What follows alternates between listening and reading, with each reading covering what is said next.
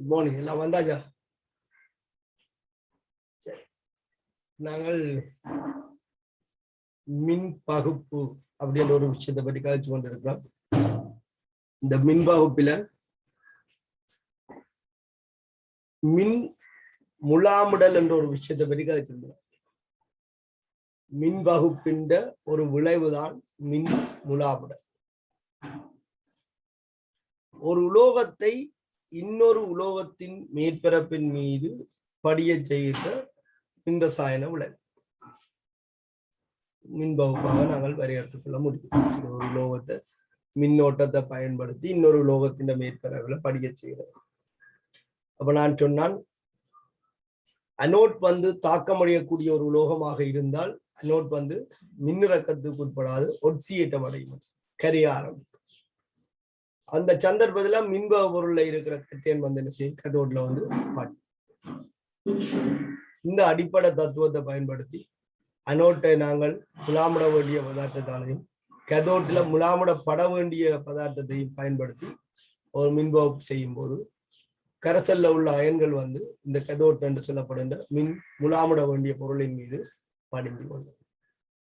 அப்ப மின் முலாமுடல்ல இந்த மலிவான உலோகத்தின் மீது ஒரு விலை உயர்ந்த அல்லது எல்லாராலும் விரும்பக்கூடிய ஒரு உலோகத்தை நாங்கள் பூசுவதன் மூலம் பொருளாதார பெறுமதியை ஏற்படுத்திக் கொள்ள முடியும். சரி, அதே போல சில உலோக மேற்பரப்புகளை நாங்கள் பாதுகாக்கவும் முடியும். இப்ப பாத்தீங்கன்னு சொன்னால் இரும்பு இருக்கு. இரும்புல வாளிகள், இரும்பு குழாய்கள், இந்த மாதிரி நிறைய பதார்த்தங்கள் செய்யப்பட்டிருக்கு. ஆனா இது வளி நீர் தொடுகையில இருக்கும் போது இரும்பு என்ன செய்யும், மின்னரிப்புக்கு உட்பட்டதுன்னு சொன்னால் நீண்ட நாட்கள்ல இது துளை ஏற்பட வாய்ப்பு இருக்கு. ஆகவே இரும்புக்கு மேல இருக்கிற ஒரு உலோகத்தால முலாமுட்டமாக இருந்தால், உதாரணத்துக்கு சற்று முலாமுட்டமாக இருந்தால் இரும்பு வளி நீர் தொடுகையை தடுக்கும். முலாமுடல்ல மேற்பரப்பில் இருக்கிற உலோகம் வளி நீர் தொடுகையை தடுக்கும். தவறுதலாக இதில் ஒரு வெடிப்பு ஏற்பட்டாலோ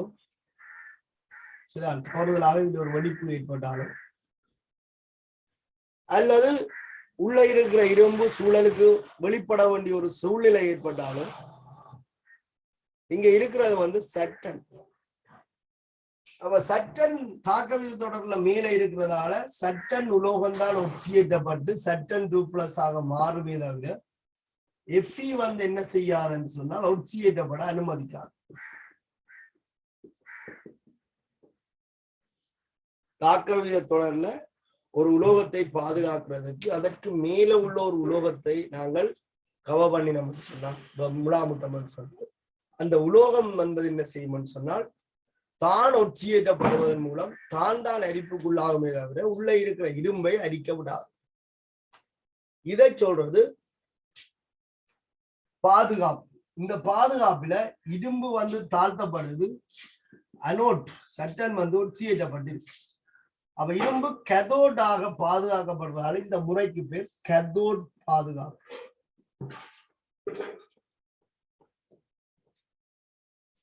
தாக்கவித தொடர்ல அல்லது மின்ரசாயன தொடர்ல மேல உள்ள ஒரு உலோகத்தால கீழே உள்ள ஒரு உலோகம் முலாமிட்டு பாதுகாக்கப்படுகின்ற செயற்பாடுதான் கதோட் பாதுகாப்பு. இங்க இரும்பு கதோட்டாக பேணி பாதுகாக்கப்படும். இந்த சட்டன் என்ன செய்யுது, இரும்பின் தலை போக வேண்டிய இடத்துல தண்டதலையை கொடுக்குது. அதாவது அர்ப்பணிப்புடன் செயற்படுது. அதனால இந்த சட்டனுக்கு ஒரு பேர் இருக்கு, அர்ப்பண உலோகம் என்று சொல்லி. அர்ப்பண உலோகம் என்று சொல்லி இந்த சட்டனுக்கு ஒரு பேரும் இருக்கு. ஏன், இரும்பு ஒட்சியேற்றப்பட வேண்டிய இடத்துல சட்டன் தான் ஒட்சியேற்றப்படுது. அப்போ ஒரு ஆள்கிட்ட தலை போக வேண்டிய இடத்துல இன்னொரு ஆள் கொண்டு தன் தலையை கொடுக்குற மாதிரி இருக்காகவே இது அர்ப்பணிப்பு, அர்ப்பண உலோகம் என்று சொல்லுவோம். இது இண்டஸ்ட்ரியல்ல மேற்கொள்ளப்படுகின்ற ஒரு பாதுகாப்பு முறை. ஆனால் சட்டன் ஒரு விலை உயர்ந்தது. இதனுடைய முலாமுடல்ல பொருள் ஒன்று செய்யப்பட்டால் அதுவும் தரமானதாகவும் நீண்ட கால பாவனைக்குரியதாகவும் விலை உயர்ந்ததாகவும் காணப்படும். ஆனால் சில தற்காலிகமாக அல்லது குறுகிய காலத்துல துருப்பிடித்தலை தவிர்க்கக்கூடிய மாதிரி ஏதாவது செய்ய வேணும்னு சொன்னால் அதற்கு சில நேரத்தில் என்ன செய்ய வேண்டும் சொன்னால் தாக்கக தொடர்ல கீழே இருக்கிற ஒரு உலோகத்தை பயன்படுத்தியும் என்ன செய்யலாம்னு சொன்னால் முலாமிடலாம். உதாரணத்துக்கு இரும்புக்கு கீழே இருக்கிற ஒரு உலோகம் தான் எஸ்என், பளபளப்பாகவும் இருக்கும். எஸ்என்னால முலாமுறது வர்த்தக ரீதியில ஓரளவுக்கு லாபகரமானதாகவும் இருக்கும். அப்ப பாத்தீங்கன்னு சொன்னால் இந்த டின் பால் மாக்கள் வாரது, மீன் அடைத்து வார டின்கள் பொதுவாக இந்த மாதிரி இருக்குமே.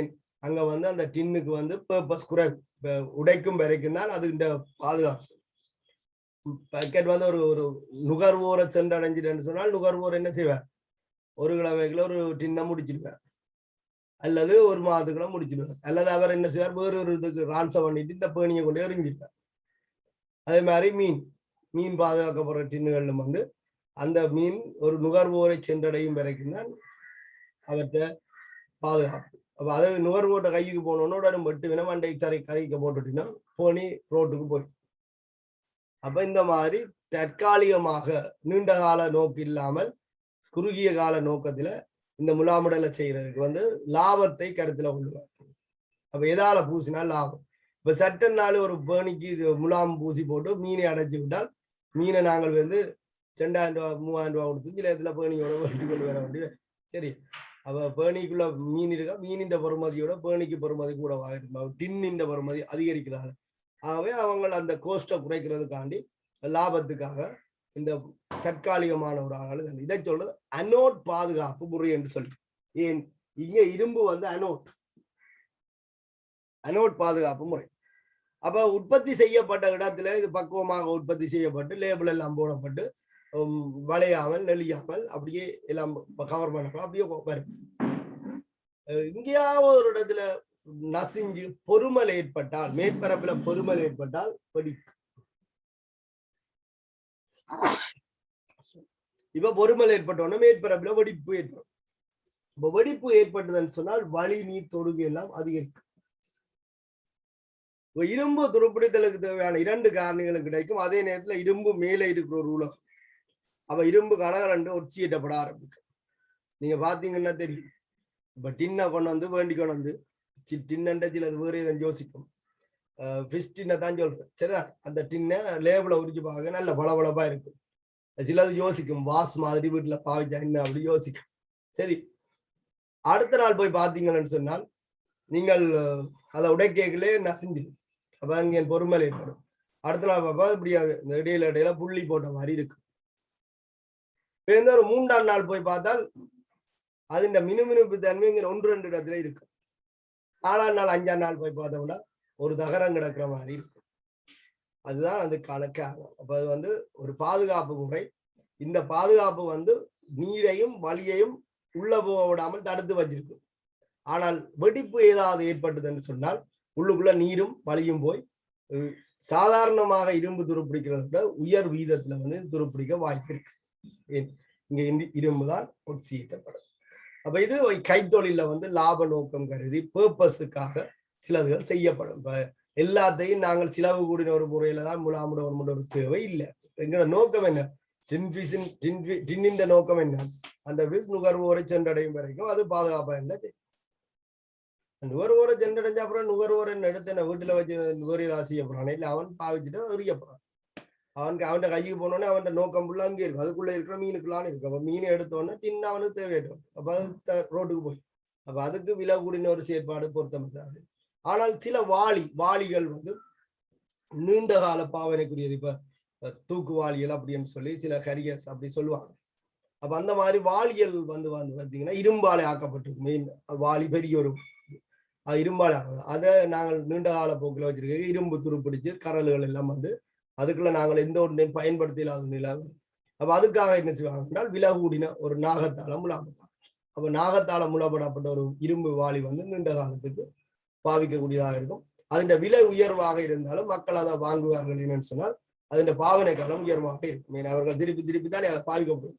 அப்ப அது எந்த நோக்கத்துக்காக உற்பத்தி செய்யப்படுது. ஆனா எந்த ஒரு முலாமுடலும் உண்மையில தரமான முலாமுடலாக பேணப்பட வேணும். அப்படி தரமான முலாமுடல் பேணப்படணும் என்றால் எப்படி முலாமுடல் செய்வோம் என்று நான் போன வகுப்பு விளங்கப்பட்டிருக்கேன். இதுல நான் கணக்காக ஒரு பிரியோசனம் இல்லை. நான் அந்த விஷயத்தை உங்களுக்கு நோட்ஸா தரேன். நாங்கள் ஒரு சில முலாமுடல்களையும் பார்த்துக்கொண்டு வேறடைய இந்த மின்பகுப்பு விதிக்குள்ள போவோம். சரிதானே? தலையங்கம் போட்டுக்கொள்ளுங்க. மின் முலாமுடல்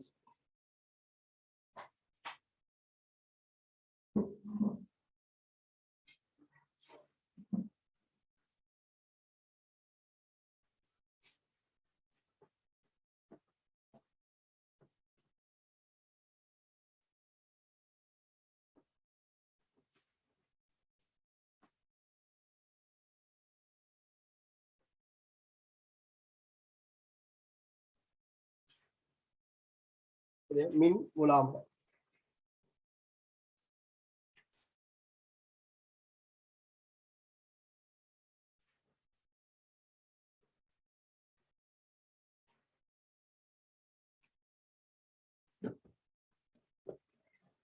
எழுதுவோம். மின்னோட்டத்தை பயன்படுத்தி மின்னோட்டத்தை பயன்படுத்தி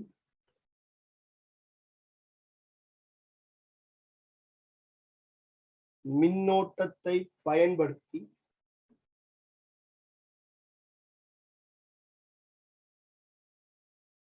ஒரு உலோகத்தை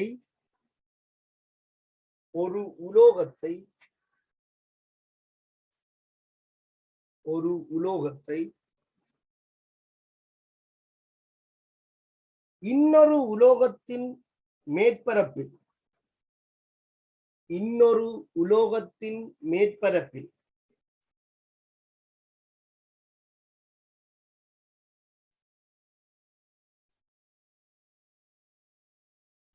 படியச் செய்யும் செயன்முறை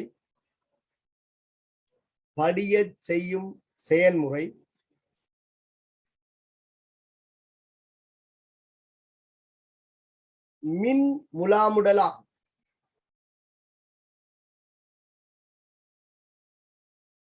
மின் முலாமுடலா.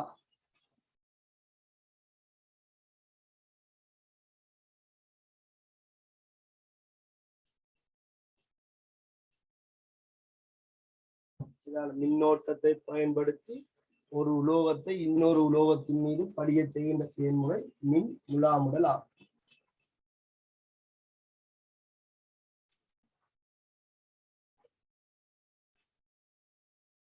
அடுத்த பந்தியாளி புலகம். ஓர் தரமான மின் முலாமுடலானது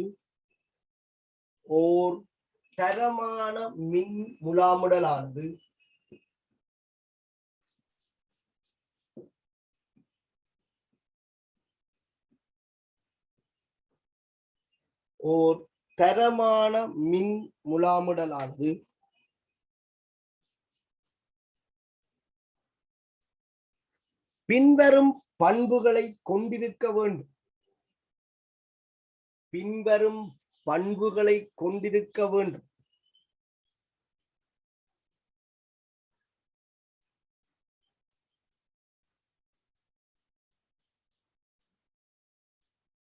ஓர் தரமான மின் முலாமுடலானது பின்வரும் பண்புகளை கொண்டிருக்க வேண்டும்.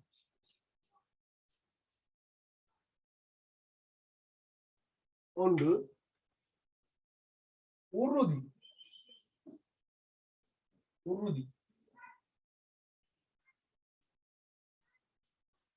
இரண்டாவது,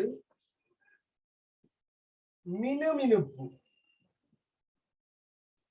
ஒன்று உறுதி, இரண்டாவது மினுமினுப்பு.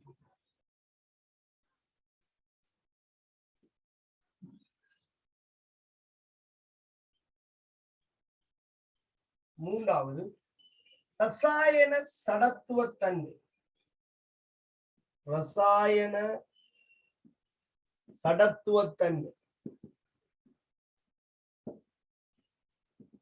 முலாமிட்டு போக முலாமுட்ட பதார்த்தம் வந்து தாக்கம் அடைஞ்சா அப்படி இருக்கும்.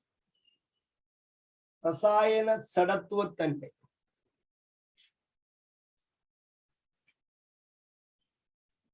அதாவது சிறந்த பொறியியல் பண்பு.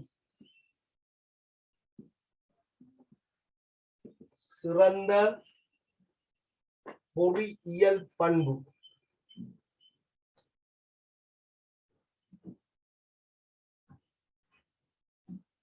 அஞ்சாவது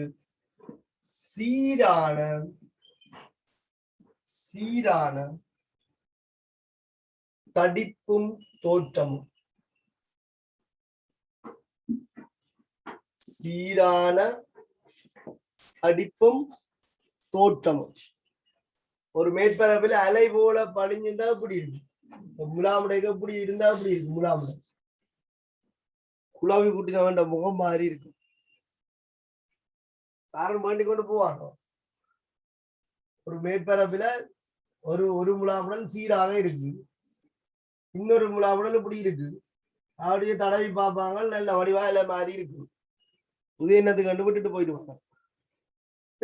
அப்ப சீரான தடிப்பும் தோற்றமும். அடுத்தது உற்பத்தியின் போதே சில இடத்துல என்ன செய்யும்? வெடிப்புக்கள், துளைகள்,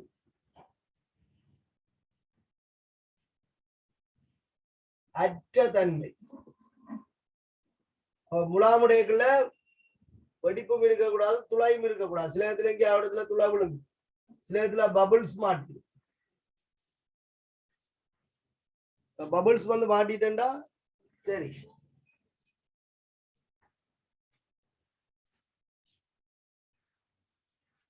வெடிப்புக்கள், துளைகள், அற்ற தன்மை.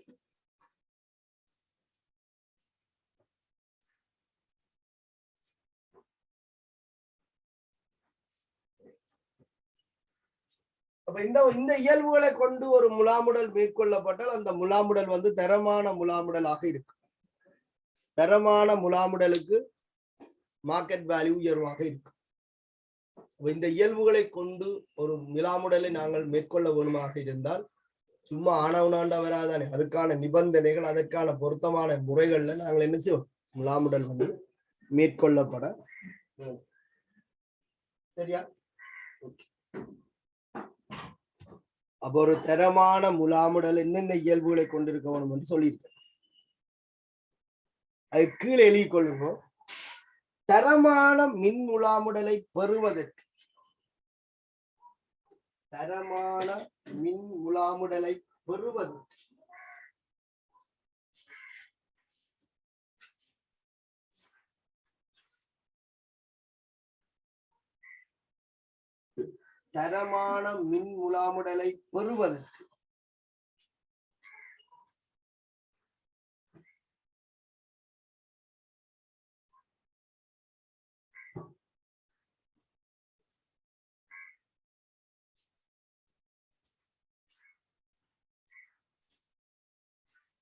பின்வரும் காரணிகள் பொருத்தமான முறை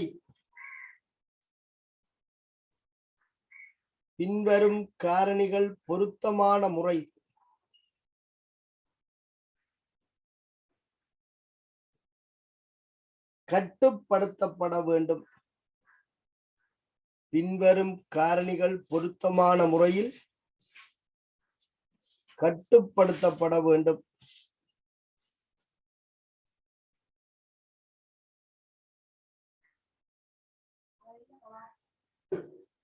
பின்வரும் காரணிகள் பொருத்தமான முறையில் கட்டுப்படுத்தப்பட வேண்டும்.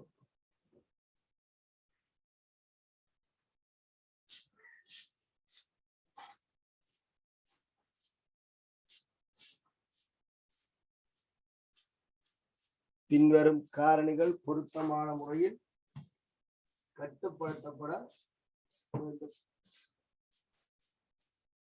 ஒரு தரமான மின்முலாமுடல் சிறப்பியல்புகள் சொல்லியிருக்கேன்.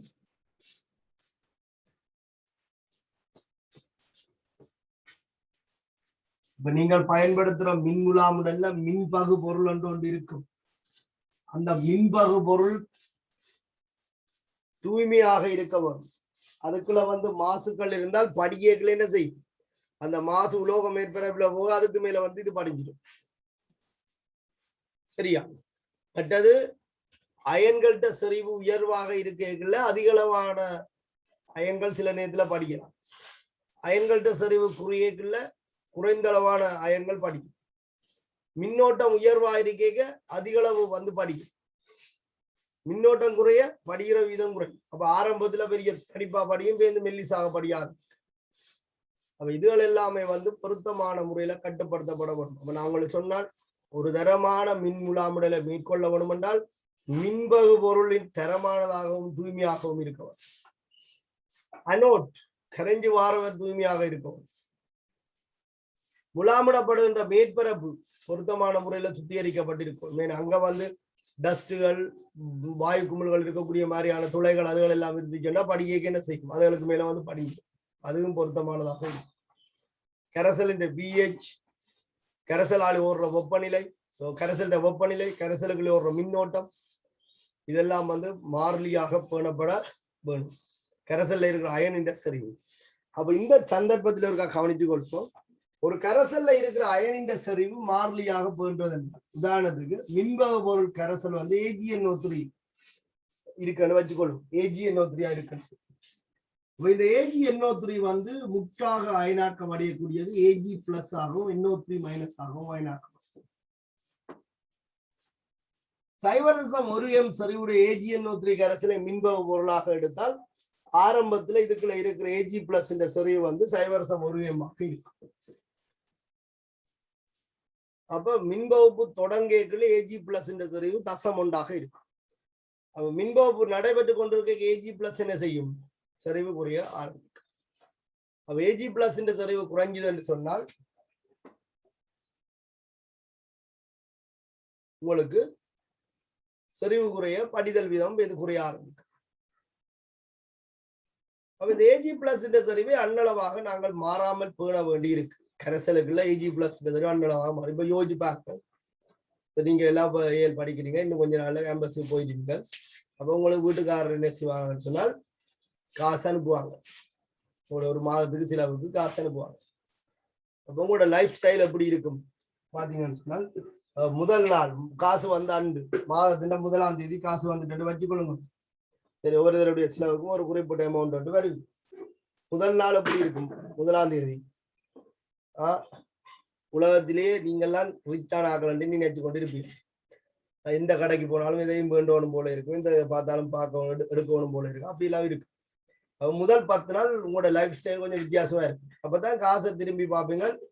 10 நாளைக்கும் காணாத காசு தான் இப்ப கையில இருக்கு. ஆனா 20 நாள் இருக்கு. என்ன செய்வீங்க? கொஞ்சம் உங்களை கட்டுப்படுத்துவீங்க, செலவு குறைஞ்சிடும். அங்காலவே இந்த மிச்சம் 5 நாள் போனா அப்புறம் திரும்பி பார்க்க 15 நாள் இருக்கும். 5 நாளைக்குரிய காசும் இருக்காது கையில. அதுக்கு பிறகு வேந்த என்ன, எதை பார்த்தாலும் வேண்டாம், எதை பார்த்தாலும் விருப்பம் இல்லை, அப்படி என்ற ஒரு மனநிலை இருக்கும். சரி, ஓகே, இதுதான் உங்களோட லைஃப் ஸ்டைலா இருக்கும். ஏன் அப்படியே உணர்ந்தா உதாரணம் நடக்கும். ஆரம்பத்துல கணக்க இருக்கு, அப்ப கணக்க படிக்கும். பேருந்து குறைய குறைய படிக்கிற விதம் குறைஞ்சு கொஞ்சம் கொஞ்சமா படிக்க. மிச்சம் 5 நாளைக்குரிய காசும் இருக்காது, அதை வச்சு 15 நாள் ஓட்ட வேண்டி பேர். சரி, 15 நாள் வாழ்க்கை செலவு போகும். அப்ப எப்படி இருக்கும்? ஊருக்குள்ள கதைப்பாங்க, சொதியும் சோறு கொண்டு கதைப்பாங்க. அந்த லைஃபுக்கும் போயிருக்கு சில நேரத்துல. சரி, அப்ப இதை நாங்கள் கட்டுப்படுத்தலாம். எப்படி கட்டுப்படுத்தலாம்னு சொன்னால், இப்ப பேங்க் இருக்கு. பேங்க்ல வந்து சில அக்கௌண்ட் இருக்கு. அந்த அக்கௌண்ட்ல ஒரு சிஸ்டம் இருக்கு. என்னன்னு சொன்னால், ஏடிஎம் கார்டுல ஒரு நாளைக்கு எத்தனை ரூபாய் வந்து வித்ட்ரோவல் செய்யலாம் அப்படின்னு சொல்லி ஒரு சிஸ்டம் இருக்கு. அது நான் நினைக்கிறேன் ஸ்மார்ட் அக்கௌண்ட் நிறைய அக்கௌண்ட் இருக்கு. ஒரு நாளைக்கு அந்த ஏடிஎம் கார்டை பயன்படுத்தி அந்த அக்கௌண்ட்ல இருந்து குறிப்பிட்ட ஒரு அமௌண்ட்டுக்கு மேலே எடுக்கிறாது, விரும்பின அளவு எடுக்கிறாது.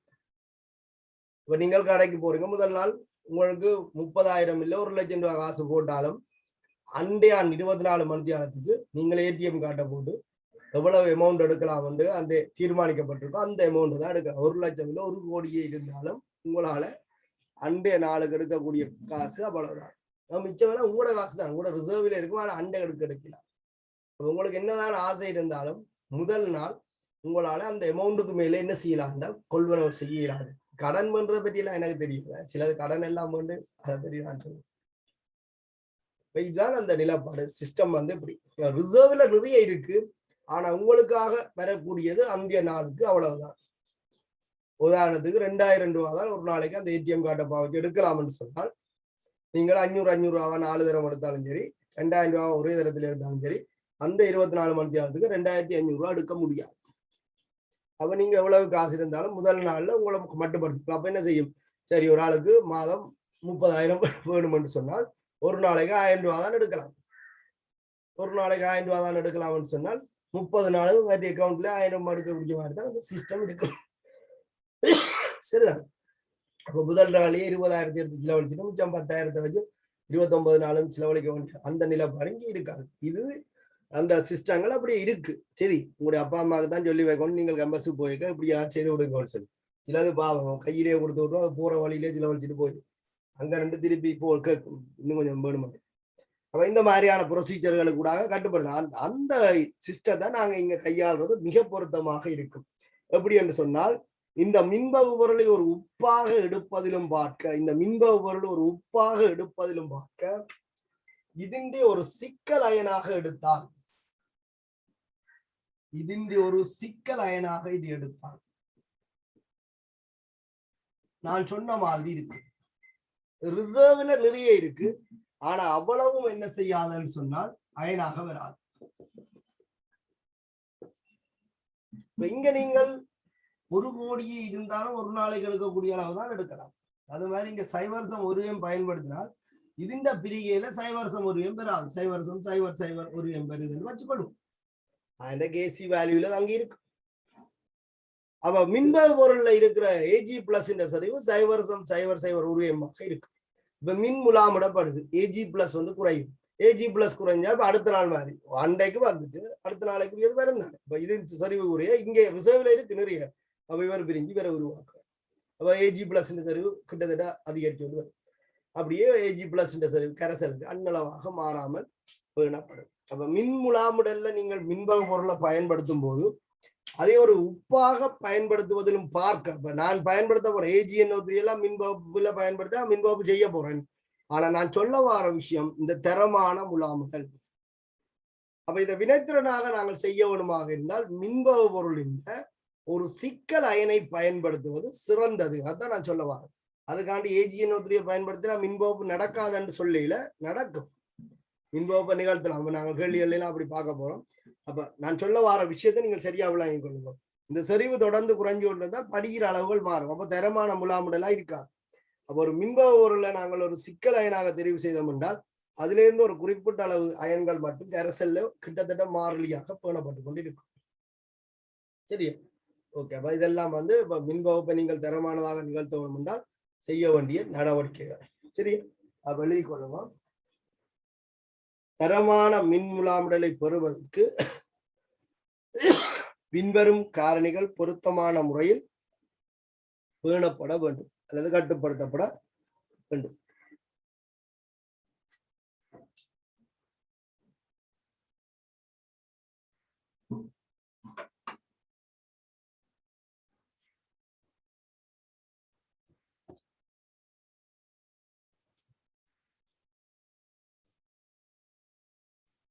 சரியா?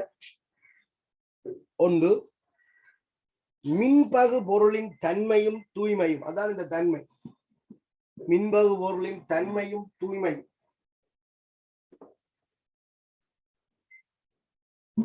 மின்பகு பொருளுக்குள்ள பேப்பர்கள் இலைகள் கஞ்சல்கள் எல்லாம் இருந்தா இப்படி இருக்கும். யோசிச்சு பாருங்க. இந்த சில மின் முலாமுடல அப்படி நான் பார்த்திருக்கிறேன். முலாவிடப்பட்ட அந்த பேத ஒரு தும்பு மாதிரி ஒன்று ஒட்டி இருக்கும். சரியா? இப்ப சைக்கிள் ஹேண்டில்கள் அப்படியான சில இதுகளை பார்த்தீங்கன்னு சொன்னால் உள்ளுக்குள்ள ஏதாவது ஒரு பதார்த்தம் மாட்டுப்பட்டு இருக்கிறத பார்க்கலாம். அவருடைய அரைவாசி வழியிலேயும் தெரியும். அப்ப அது அப்படி இருந்துச்சுன்னா அது சரி, அவ்வளவுத்தோட அந்த முலாமுடலும் போயிட்டு அதுக்குள்ளால இரும்பு தெரிய இரும்பு துருப்பிடிக்க ஆரம்பிச்சு. சரியா? மின்பகு பொருளின் தன்மையும் தூய்மையும்.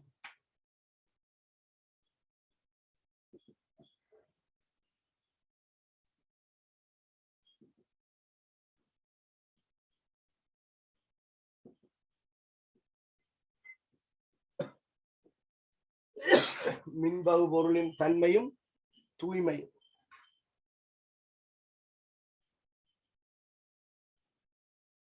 இரண்டாவது வெப்பநிலை.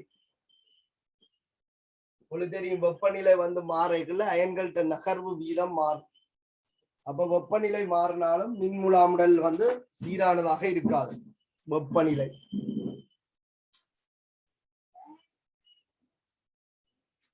மூன்றாவது அழுத்த வித்தியாசம்.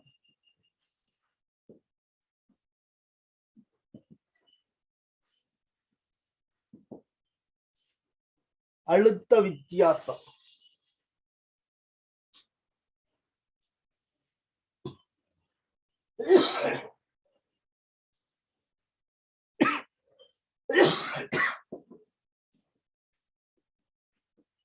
அழுத்த வித்தியாசம்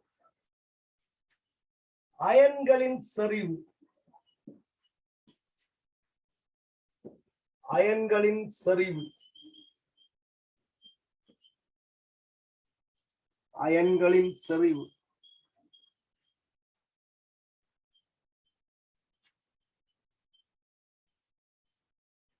அனோட்டின் தூய்மை.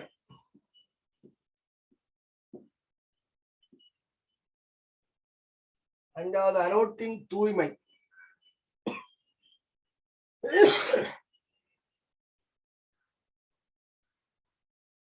ஆறாவது மின்னோட்ட அடர்த்தி.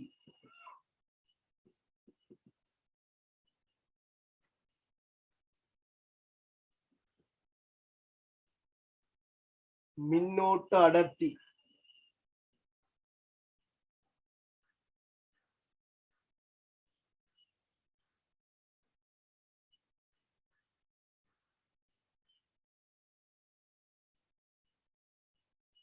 ஏழாவது முலாமிடப்படுகின்ற பொருளின்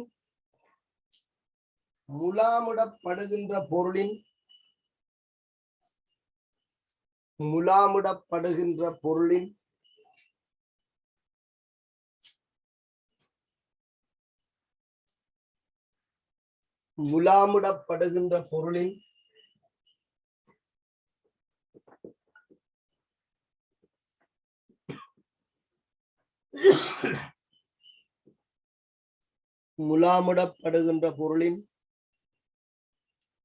தூய்மையும் மேற்பரப்பின் தன்மையும். தூய்மையும் மேற்பரப்பின் தன்மையும்.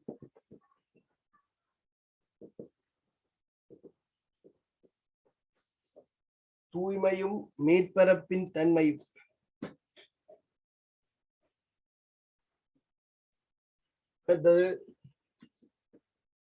கரைசலின் pH பெருமானம்.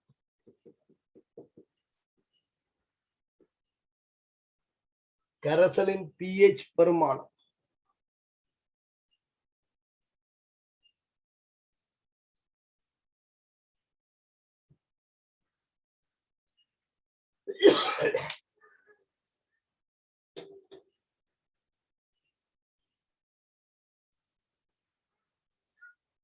சரியா?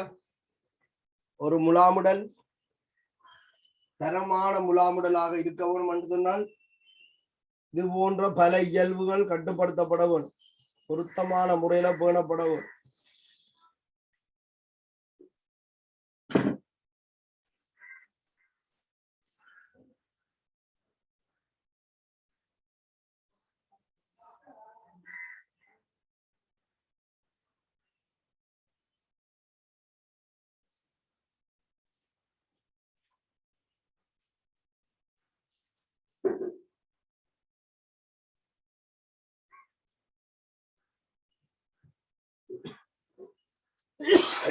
சரி, லைன் கட் ஆகும், எழுதி கொண்டு ஜாயின் பண்ணுங்க.